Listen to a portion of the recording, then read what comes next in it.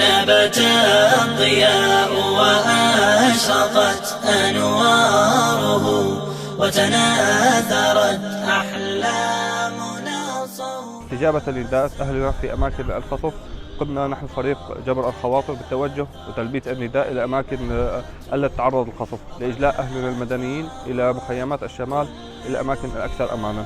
والله يا ابني طلعنا تحت الضرب، نحن طلعنا تحت الضرب، القصف فوقنا، البيوت انهدت، الأطفال ماتت، الخلق كلها اصوبت وماتت، اللي مات واللي استشهد، وما عم نعرف. طلعنا والله غير دشكتين وحصيرة، ما قدرنا نطلع شيء من بيوتنا، يعني ما حدا بيطلع من بيته طيب إلا غصب عنه.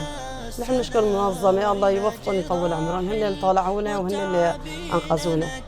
هالبيوت انهدت عروس صحابي كلها دارت عزة أكلت قصف، ما ضل بيت آمن وحيبرك فيه.